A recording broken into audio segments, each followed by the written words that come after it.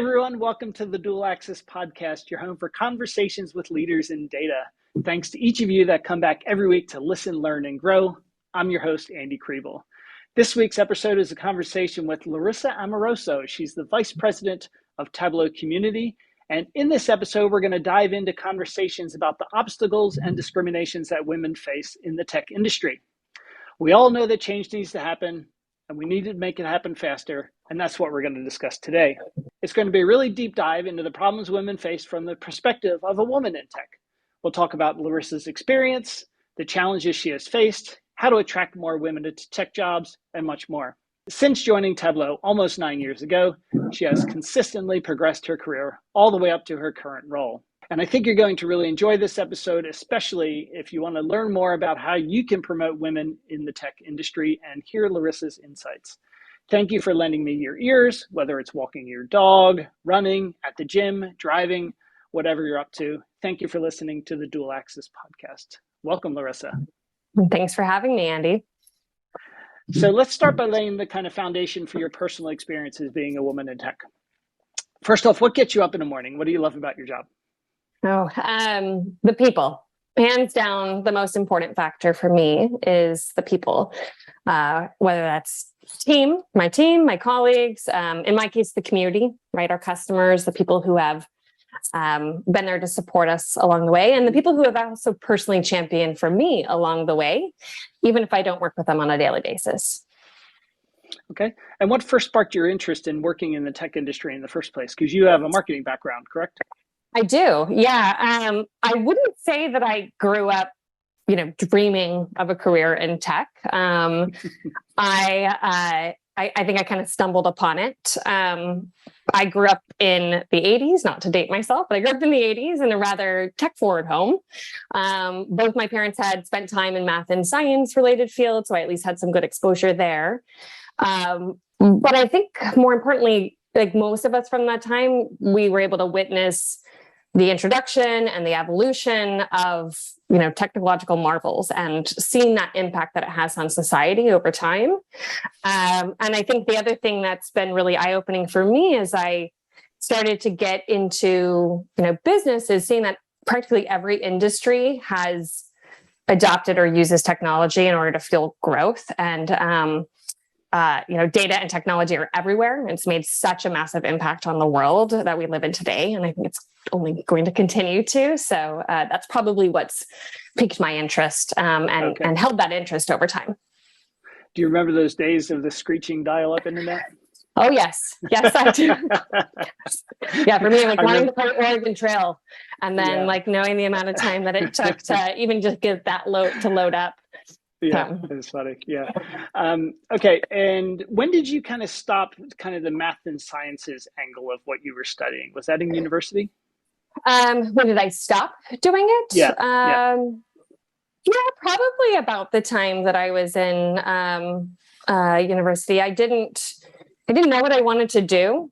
Like a lot of people going into college, I'm like, I don't know what I want to do. And so like that's where you go, right? To get the experiences. I didn't know what I wanted to do. And I decided that, well, you know what? Business is just a good backbone, kind of where I started. And then I had to choose a concentration from there. I took anthropology throughout college, along with my marketing and business. So I just because I found it interesting. And so for me, it was, I have to get Indiana my science, Jones, right? I have to get my history credits, and I have to get the social, I have to get these different kinds of credits. And so where I would align that. But I think I just never thought, to me, it was like, I don't know if I can do anything with that. And so I decided to get a business degree, and marketing was interesting. It kind of brought some of that cultural, anthropological views, and you can apply that and see the intersection there. But then, once graduating college and my first, real professional job, I was exposed pretty quickly to companies that were, sometimes like the front end innovation. They're really trying to even figure out what they want to do with respect to technology. And so that I found that really, really interesting. I was doing market research and strategy. And since then I've just, continued on that path. So you have two boys, correct? 9 and 6? Yeah, 9 and 6, two boys, Okay. very active boys. So you've had your hands full. You had your maternity leave twice. What kind of help do you have at home that can kind of let you still pursue a career? Admittedly, I don't, outside of my husband, right? And we do a pretty good job, I think, of trying to share the responsibilities, but we don't have additional help. I don't have family. We're both transplants to Seattle. Okay. We don't have family nearby. Didn't have grandparents, uncles, aunts, those people, especially when my boys were younger, to kind of lean on. And my husband's also a firefighter, so his schedule's a bit tricky to work around. He works 24, 48-hour shifts, and there's no relief. So as far as help goes, it's been a little bit more of just getting creative, learning how to manage my time, setting boundaries with work, learning how to manage my stress, trying to take time for myself. And admittedly, I'm still learning. But I've been really fortunate to work at a company that's been very supportive and provided the flexibility that allowed me to do that. Oh, that's great. But there's probably a lot of women that don't have that kind of flexibility. So if you didn't have that kind of flexibility, what do you think you would have done? And I think a lot of people, unfortunately, what they do is they end up taking a change in their career, or they don't pursue the things that they want to pursue. It's really sad. Yeah. Okay.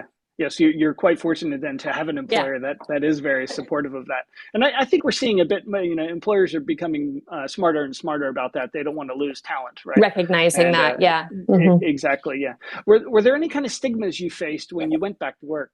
So, for example, did anyone think you were doing wrong by your kids by coming back to work and not staying at home?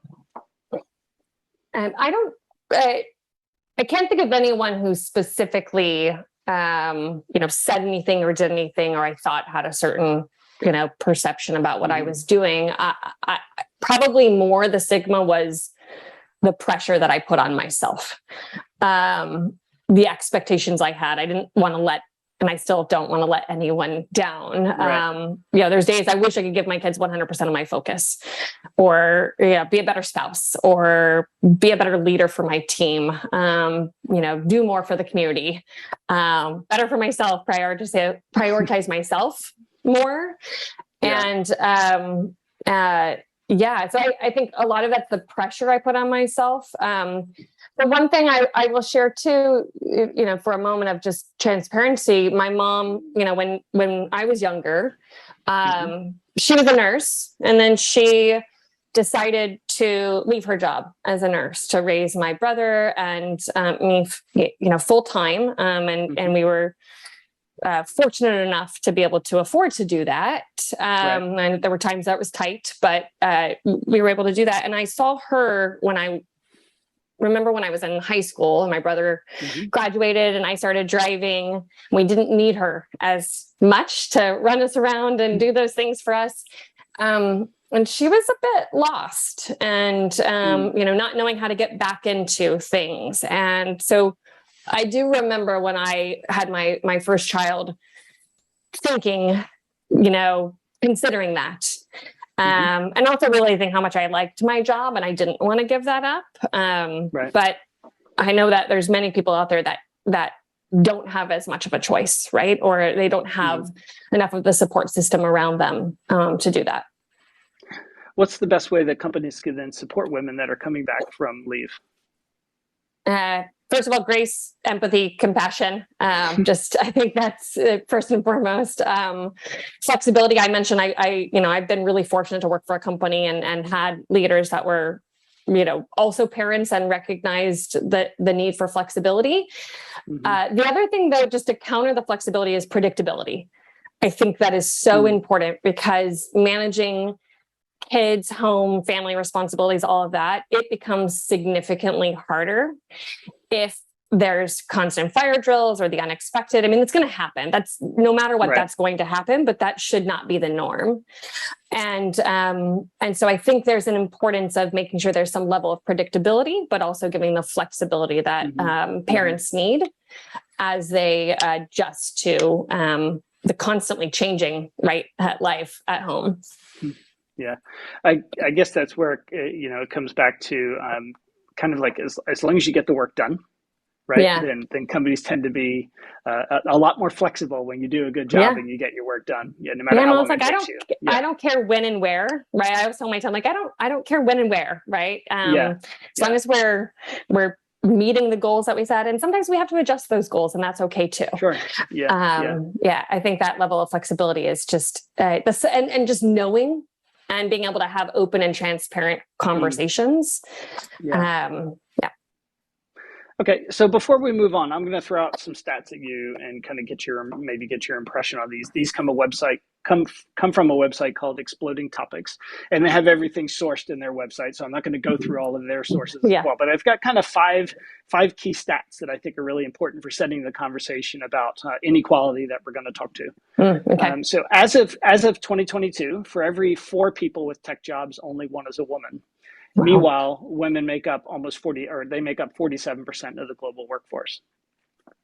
Just 11% of people holding CEO roles or senior leadership roles are women. Over the last 2 years, the rate of women in tech-related careers has decreased. Women in software engineering make 93 cents for every dollar that men make in the field. And women achieve just 18% of new computer science degrees. Those numbers are pretty mind-boggling, right? The inequality is crazy. So, and the people that we see in senior leadership roles tend to be white men. The executives we see on stage at conferences are primarily white men. And if I see it as a white man and I feel awkward about it, I can't even begin to understand how women must feel about the situation. So, surely that's discouraging to you as a woman. What do you think we could do about that? Yeah, absolutely. It's an issue across the board. And I think we all have a role in addressing this so that we can provide the right inspiration and representation that helps young women recognize and see themselves, right, as having an opportunity in fields like that, or in leadership roles, or in technical fields. So first of all, I think having the conversation, so things like this podcast, thank you to you, Andy. I think, taking time to have this conversation and share it with the audience, just overall raise awareness. We all can do more of that. And then there's tactical things, right, that companies can do, building mentoring programs, leadership training initiatives, diversity inclusion committees, career development fragments. There's so many different things, and all very very, very important initiatives. Personally, I think the biggest issue is when you have those senior leaders that don't surround themselves with people who bring in diverse perspectives, and whether that's gender, race, just the importance of having that diverse perspective, or they don't empower others to speak up and challenge them. So I think that's actually the biggest issue. And the first stat that you brought up, Andy, the one where you were saying nearly 50% of the workforce is women. Yeah, 47%. And then of that, only 25% are in. Roughly a quarter hold technology jobs. I mean, that's just it's a massive gap and missed opportunity. I mean, and just in general, we need more people in the tech field, period, right? Like as we continue to innovate as a society, as we need to do more, technology has such an opportunity to solve problems. And men and women, and actually just, again, set gender aside for a moment, like just the importance of diverse perspectives, people see things differently. And they're going to bring unique ideas to the table. And that by bringing those perspectives together is going to enable better problem solving. By nature, that kind of forces you to explore more options, have more discussions, kind of play devil's advocate on things, challenge, and ultimately, I think, puts more work into defining an outcome that then meets the needs of more people. So I heard that first stat, and it's mind-boggling to me that that's the state that we're in. Yeah. So you mentioned awareness, and I feel like I'm trying to do my part in that, but I'm only one person. Right. It's a much bigger issue than I can solve on my own. what can we do kind of, more broadly to reach more people and make, raise the awareness that this is a problem? I mean, Andy, you said I'm just one person, right? You're just one person. But by you doing this, you may inspire one or two or five or 10 or however many other people to do something similar, realizing that you also have a role as a white male, right? You have a role in this and helping to be an ally. So don't discount that. So I think that's says a lot, and I think can hopefully inspire others to do the same. And then I think just overall, recognizing that we have to help build the pipeline, right? We have to start at a young age. If there's an opportunity to mentor or sponsor, right? That understanding the difference between mentorship and sponsorship too, and finding somebody who you can help guide towards a more technical field. I think we all have an opportunity to do that. Okay. So, and from what I see in my network, I don't know if this is a gross generalization or not, but from my network, women that I see in tech companies tend to be in marketing, HR, and communication roles, not necessarily in the software engineering or more, quote unquote, technical roles. Why do you think that is? So this is interesting because when you first raised this topic for me, I had a little bit of an imposter moment where I was thinking, okay, yes, I identify as a woman. I work at a technology company, and most of my career I've worked, in some way, shape, or form with technology. And I doubted myself and thought, gosh, do I even have a right to talk about this? I'm in market, it's a little different. And I realized that, well, I do, because I have a perspective to share. And I can be an ally as well. And I work with men and women and, a variety of different people that are in technical fields. So I have good exposure to that. But back to your original question on why we might see women in more marketing, HR, and I think you said communications roles. Yeah. I was chatting with a friend about this recently, and we were discussing this hypothesis, and it's not rooted in any research, so I'll caveat with that. And there's probably much more intelligent people who have considered this. But we were talking about how those fields tend to celebrate the more stereotypical feminine traits, like connection, empathy, collaboration. And, as a marketer, those are so critical. Those traits are so critical in being a good marketer. Listening to our customers, listening to, prospective customers in the market, collaborating across to create a connected experience that makes sense for our audience. So those are such important traits. So I think that again, it's a little bit of a stereotype, right? But my personal thoughts are, that probably plays a factor. Okay. So that's a good segue into my next question then. When men are assertive, they tend to be, that tends to be seen as a strength. But often when women are assertive, it's considered pushy. They could even say the same thing. You've probably seen it happen in meetings. A woman will say something, she'll be ignored. The man says the same thing. Oh, that's a great idea. How can we overcome these stereotypes? It's a really, really big problem. And what can I do as a man to help? Sadly, yes. The traits and characteristics that we typically associate with effective leadership or, are stereotypically masculine attributes. I guess you could say assertiveness, ambition, competition. And as I talked about before, those more like feminine attributes like collaboration and empathy may not be. I mean, I would argue that I actually think all of those are incredibly important in making a strong leader. And when women demonstrate that assertiveness, they are viewed as aggressive, right? Or pushy, as you said. Exactly, I wish I had I wish I had the answer here, and I guess that's part of the point, right? We don't have an answer. We don't. Right? If we had the answer, right, we wouldn't be having to have this conversation. But I brought it up a couple of times. I think being a good ally, right? Being an ally, recognizing when that bias is happening, asking that, and I don't think you necessarily have to call somebody out on that, but asking the question, well, tell me more about that. Why did you think that? Or what did you mean by that? Sometimes even just highlighting that situation can help that person recognize that they may, be unconscious bias. It's not that they've intentionally meant to do that. So I think that knowing that we all have a role and can help raise awareness of that. And sometimes people don't mean anything by that, but it's just the unconscious bias that's taking place. Yeah.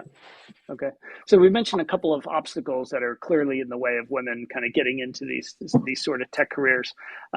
But how can we encourage more women to get into these more technical roles like coding and engineering that are really heavily skewed towards men? We have to build the pipeline. We need more programs that help girls, young women build the skills that they're going to feel more confident then pursuing a career in technology. I even think about, people considering a career change, or somebody who's taken time off from work. If I mention my mom as an example, someone taking time off from work, making sure there's more programs that lower the barrier to entry, whether they're free or just incredibly low cost opportunities. I think also just as important is not a huge investment of time, because some of these people may be balancing family responsibilities, and giving them an opportunity to get exposure to the field, learn some foundational skills, starting to build that network. I talked a little bit about the importance of finding mentors and sponsors and building that network up. And I think we've come a long way on this. I think there's a lot more programs today than there were years ago, but I think we can still do more. And I'd love to see more companies build those partnerships. Okay. And how have you seen the industry change as far as that kind of inequality between men and women since you've started working in the field? Is it getting better? Well, I think there's a lot more conversation happening about it. And this could just be that I have more awareness of it than I did when I was younger and starting out. But I think there's significantly more conversation than I'm aware of that's taking place about these gaps. Okay. And I think you see more companies. It's not just the nonprofits that are going and building something. You're actually seeing more companies get involved. So I do think that we've seen progress here. We are far, far from solving the issue. Yeah. I'd be curious I'd mention that stat about, how many women are participating in these kind of more technical roles. I couldn't really find any data over time, but I think that would be one way to know, was it 15% 5 years ago? Now it's 25%, right? That's a great improvement. Right. But maybe it's still stagnated. And we feel, like you said, we're having the conversation, so it feels like things are changing, but are they actually changing, right? Well, and taking into consideration that, but again, I'm not an expert in this area, and I haven't done research in this area, but my understanding is that we've seen progress in closing the education gap as far as more women and girls getting education, but we haven't, but they aren't choosing those technical fields. So there's still a pretty big gap there. So if you were starting your career over again and you wanted to get into the tech industry, what advice would you give yourself? Have more confidence in yourself. I think that, and like knowing the value you bring, getting really clear on the value that you bring and learning how to articulate that. And I think that in itself will actually help build that confidence. Okay. Now, this is a question that's not on our list of questions, so this one might throw you for a little bit of a loop. Okay. You've got two boys. Yes. How can you bring them up as a mom so that they are more aware of this? I'm actually really glad you asked this question. because I mentioned before, sometimes I feel like, oh, can I talk about this stuff? You know, I am not raising young girls. And my husband and I actually talk about this often. We feel we have such an important responsibility as parents of boys to raise like good men, right? Good allies, boys that understand, that they can be anything that they want to be. And that so can their peers, so can, their friends, the girls, and making sure they give them a sense of exposure to representation at all levels. And so it's something that we work on.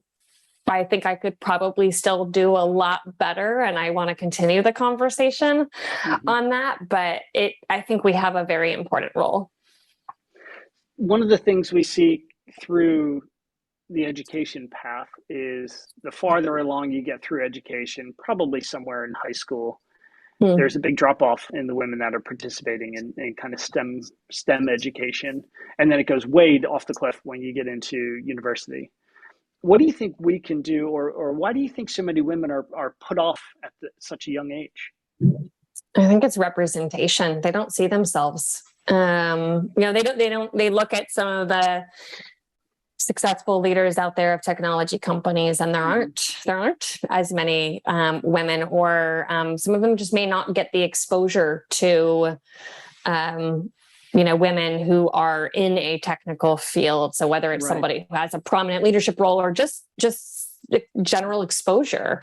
I mean, it's mind-boggling to me too, because we live in such a connected social virtual world where, you can go look up anything. And so I actually feel like we need to encourage more breaking outside of the people that and looking for that inspiration in other places. But representation, and it comes back to building the pipeline.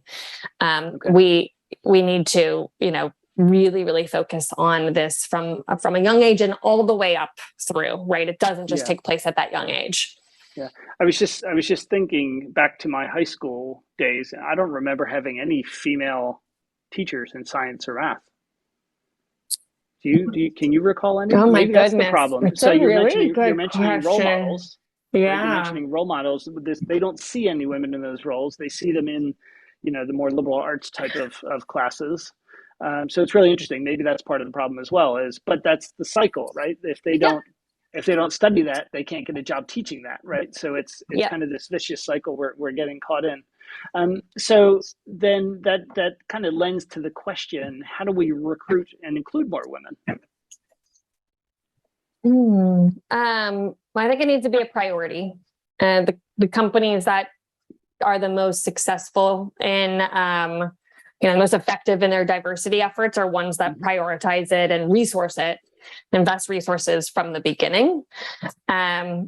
I was also chatting with somebody recently about the idea of interdisciplinary roles. So this idea that you can hire people into a really, really technical field or a technical role. And then you have people who kind of cover some of the other areas, but actually thinking about more of these blended roles because it gives a level of exposure to that. And then making sure that there's programs in place to help build those foundational skills so that if somebody has been interested in this area, but they don't have the experience or their schooling to date, what are the ways that we can help them build that in like real life experiences in companies. So I think companies taking a look at, the way that they're positioning roles. I think the job description is something that's come up. Like when we write a job description, take a look at it, have somebody else look at it. You can actually, there's different sites or services that can review that to make sure that you aren't using stereotypically, feminine or masculine language or language that can be daunting or, that they require you to do too many box checks, right? Where somebody may be like, well, I don't have those things, but I do have all these other things. So, or asking your recruiter for, somebody shared this with me recently too. And I actually, sadly, I was like, I didn't even know that was an option. But as a as a hiring manager, you can, sometimes ask your company for a dedicated sourcer for diversity candidates if you're wanting to make sure that you're bringing in diverse perspectives to your team. Okay. So, and you just mentioned kind of the box ticking exercise. When we're looking at either women applying for jobs or women kind of seeking a promotion, there's a role open they can get a promotion for. Women tend to think that they have to meet all of the requirements in there in order to even consider it, where men will just be like, oh, I know I can do that. I'll just apply anyway. I'm just going to ask for it. So women are kind of holding themselves back as well, in a way, I guess, right? And I don't know why. I wish I understood what is the reason why that is. But I think it's true. Yeah. And I guess that goes back to the job descriptions. If you're looking to hire somebody and you put requirements on there instead of instead of required skills, it could be, desired skills. It could be desired. It could also be, I don't know. I'm trying to think of the way that you could write it. I'm sure there's the good way. Not thinking on the spot here. But. Yeah. We could probably we could go find examples. Okay. So when let's talk a bit about conferences. We recently saw each other at the Tableau conference, and it's primarily men. What do you think about a women's only conference? Because surely women would be more willing to stand up and talk and have an open conversation if they know it's only women in the group. You bring one man into the situation, it completely changes the dynamic. I think there's a place for both. I really do. I'm actually involved in a leadership program right now that initially started as a way to help more women get into leadership. And one thing I actually really like about it is it's evolved a little bit over time since it first started like 9 years ago or something like that, where it used to be only women, right? Or only, and now it's opened up, not only from just making sure of like overall inclusion for, how people like gender identity, but also because men need to be part of the conversation. And so there's a percentage that are included and are, allowed to participate. And I actually found that really eye-opening, where I kind of had the same initial response of like, oh, well, we don't have the platform for that. But hearing the vulnerability, right, and hearing some of the conversation and getting exposure to that in what still feels like a safe and supportive environment I think that goes a long way. But I do think there's a time and a place for it. I think that women need to have a platform and a place to come together and talk about these challenges and support each other and be truly open and vulnerable. But you also have to remember, women can also be each other's harshest critics. So I think there is value in bringing diverse perspectives to the conversation. Thinking about the conference, there's the pregame of Data Plus Women. Data Plus Women, and that's 90% men.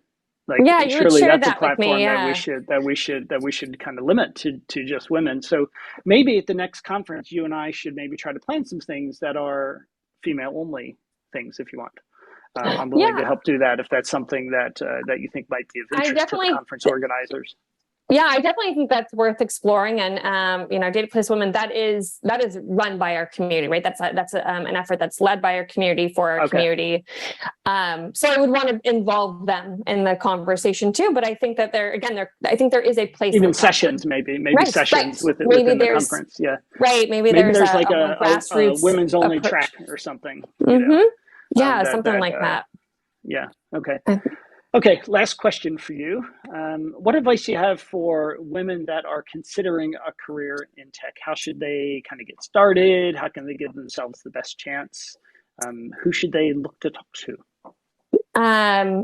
I'd say don't just assume that the people that you surround yourself with on a daily basis are the only forms of inspiration, right? So I think, again, we live in this very digitally connected world. You may have to look a little harder, but they're out there. was actually interesting, Andrew. The last time when we chatted, we were talking about female CTOs, if there are any, and I went and did I was like, I need to know if there are. I was actually, with a little bit of digging, I was pleasantly surprised. There are actually quite a few. Yeah, I was like Johnson & Johnson, GE Renewable Energy, Lyra Health. Like there's actually a lot of them were healthcare related or like well-being. Like there seemed to be some themes that were coming out in that, but I was actually pleasantly surprised. It does take a little bit of digging to find that. So I'd say go look a little bit harder. It is out there. I'd also say finding creative ways to grow. So say yes. It's easier said than done. Yes, very true. I am probably the worst at this. I am hard on myself. But finding, recognizing that you don't have to be an expert to take something on. Just, sometimes just jumping in and giving it a go and embracing the discomfort, embrace the learning phase. I like to think about you should always be a little bit over your skis. That's how we grow and learn. So encouraging more, girls, young women, really anyone to do that. And the last thing I would say is build that network of sponsors and recognizing the difference between mentors and sponsors. You need both. You need mentors who are people who can coach and guide you, and they may not need to be in your same field. They may not need to be working with you or like a stakeholder of your work. They can just be somebody to provide some guidance, right, and help you with that. And then sponsor is somebody who can actually champion for you and clear a path. And they tend to be stakeholders. So knowing the difference between those, it took me a long time, I think, to recognize that difference. And I didn't take advantage of that earlier on. Some of it just naturally happened for me through some of the friendships that I built. But I think that has been critical in my growth and success. Okay. So again, very important conversation. If people have made it all the way to the end of this, I'd really like them to maybe leave an emoji comment in YouTube. If you're watching this on YouTube, leave a little emoji comment with maybe Data Plus Women or something like that in the comments to let us know you made it all the way to the end. Don't forget to like it and please share it with other people. It's a really important conversation we need to get out. If you're listening to this on Apple Podcasts or Spotify, again, please share it, rate the show. We want to get these conversations out. They're very important to have, and that's one of the things I'm trying to do with this podcast. Be sure to tune in next week. My guest is none other than the great Alberto Cairo. He's been a friend of mine for the last decade, and he's a pretty big deal. He's a celebrity leader, evangelist for communicating with data. It's going to be great. He and I have gone through the questions, and he's really excited about it. Larissa, I appreciate your honesty and for opening up about your personal experiences. I know that can be tough sometimes. I'm certain this is going to help others. It's really helped me a lot as well, this conversation. And I feel like I'm empowered a bit more to do something about it. People are probably going to have loads of questions. So what's the best way for them to get in touch with you? Well, I say LinkedIn. Find me on LinkedIn. I definitely want to continue the conversation. As you said, opened up your eyes to things, me as well, right? I'm still learning. This is something that we need to continue to discuss, recognizing there's a lot more that I can individually do as well. So please reach out. Would love to connect. It is a really important topic, and we need to all band together to help solve it. Thank you so much for joining me today. Thank you for having me.